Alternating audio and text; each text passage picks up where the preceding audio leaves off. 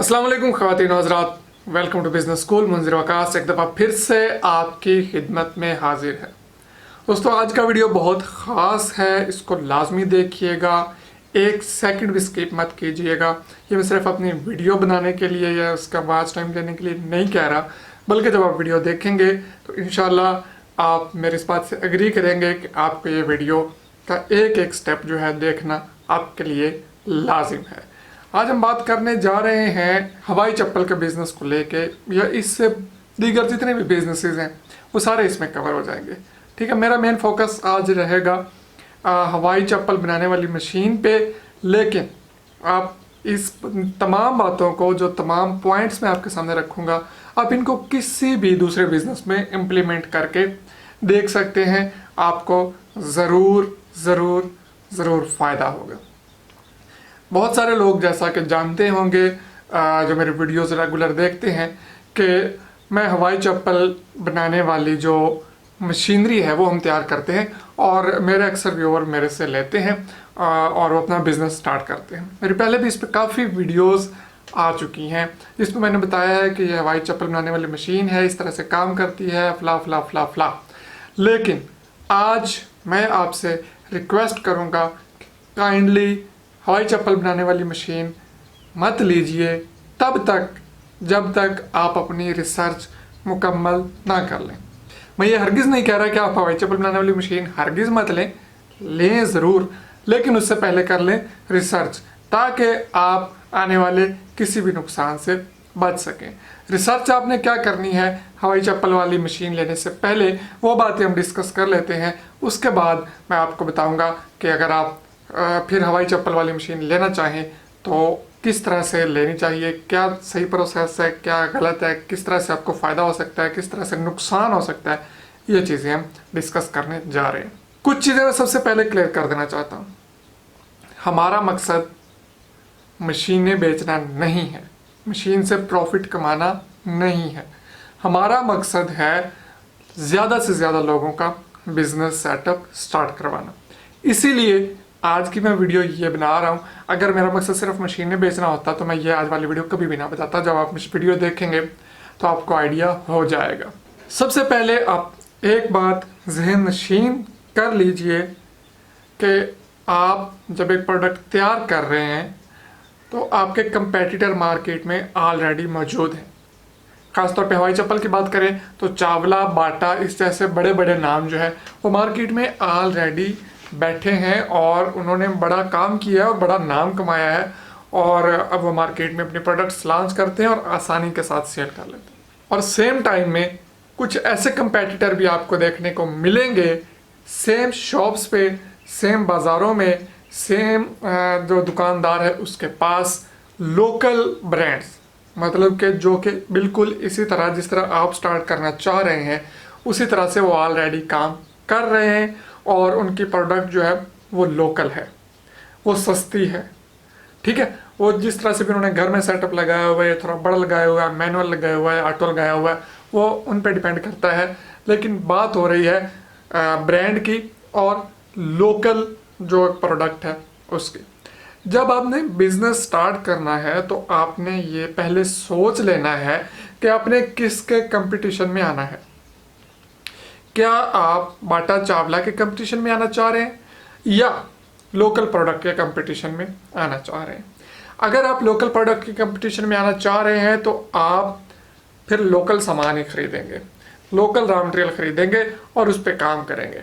लेकिन अगर आप बाटा और चावला के कंपटीशन में आना चाहते हैं तो फिर आपको उन्हीं के लेवल की शीट्स, स्ट्राइप्स वगैरह खरीदनी पड़ेंगी, जिनके रेट्स ऑफ कोर्स लोकल से हाई होंगे।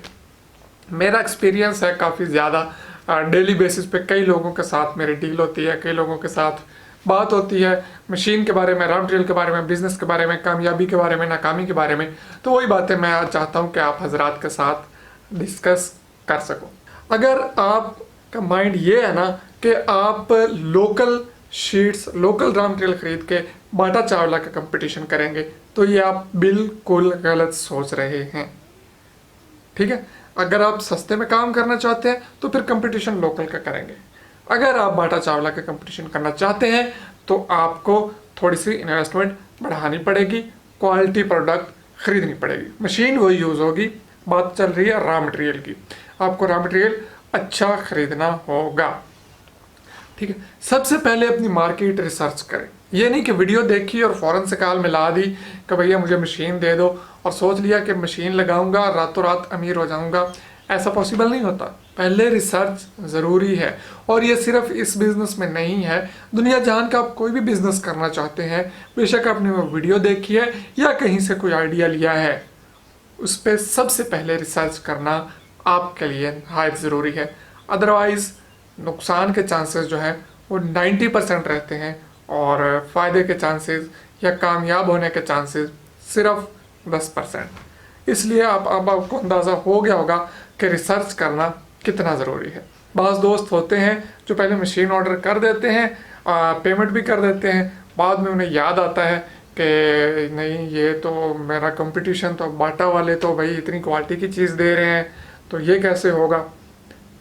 तो ये पहले रिसर्च करें, बाद में सोचें कि मशीन लेनी है, फिर कॉल करें, आपको मशीन मिल जाएगी।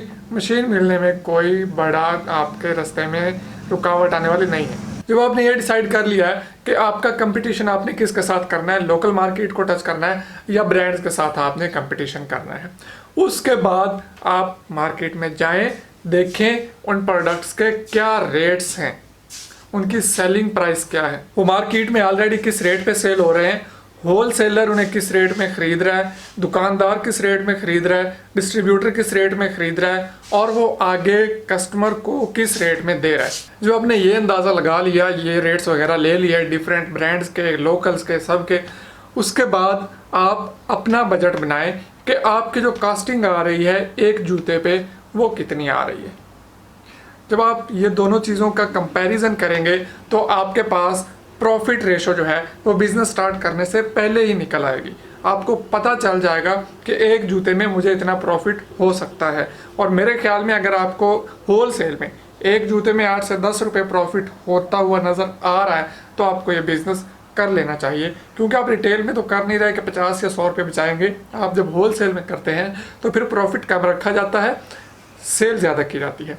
तो ये आपने सबसे पहला काम कर लेना है। उसके बाद आपने फिर मार्केट में देखना है कि ऑलरेडी कितने लोग हैं जो ये काम कर रहे हैं, कितना ज़्यादा कंपटीशन आपको करना पड़ेगा, क्या कंपटीशन हाई है या कंपटीशन लो है या बस मीडियम है। ये सारी चीज़ें आपने सबसे पहले रिसर्च करनी है मार्केट में जाके, एक शॉप पे जाके नहीं बल्कि डिफरेंट शॉप्स पे जाके कोशिश करें कोई डिस्ट्रीब्यूटर्स मिल जाएं, उनके पास जाएं, उनसे रेट्स वगैरह लें, होलसेल के रेट्स लें, उसके बाद आप नेक्स्ट स्टेप लेंगे।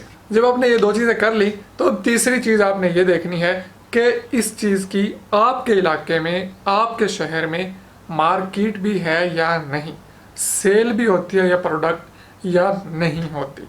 ये आपको दुकानदारों से ही पता चल जाएगा। तो ये चीज़ भी आपने कंफर्म कर लेनी है, पहले से ही रिसर्च कर लेनी है। जब आपने ये सारी रिसर्च कर ली तो अब आपको अंदाज़ा हो जाएगा कि आपको इस बिज़नेस में एंटर करना है या नहीं करना, आपको ये कारखाना लगाना है या नहीं लगाना। ठीक है, ये सारी चीज़ें आप पहले रिसर्च अपनी कंप्लीट कर लें। मैं पहले भी बता चुका हूँ कि हमारा मकसद सिर्फ मशीनें बेचना नहीं है, हमारा मेन मकसद है कि ज़्यादा से ज़्यादा लोग बिज़नेस में आ सकें। दीगर भी बिज़नेस आइडियाज़ हम देते हैं, दीगर मशीनरी भी हम तैयार कर रहे हैं। 30,000 रुपये की मशीन मिलेगी और साथ में 4 अदद डाइयाँ जो हैं डिफरेंट नंबर्स की जूते बनाने वाली, वो भी आपको साथ में मिलेंगी उन्हीं 30,000 के अंदर। उसके अलावा अगर आप एक एक्स्ट्रा डाई, कितनी भी एक्स्ट्रा डाइयाँ बनवाना चाहते हैं, छोटी बड़ी, लेडीज़ जेंट्स कोई भी, तो वो आपको अलग से 1500 रुपये में आपकी एक डाई तैयार होगी। तो वो आप अलग से डाइयाँ भी बनवा सकते हैं। उन 4 डाइयों के अलावा जितनी डाइयाँ आप कहेंगे वो आपको हम तैयार करके देंगे।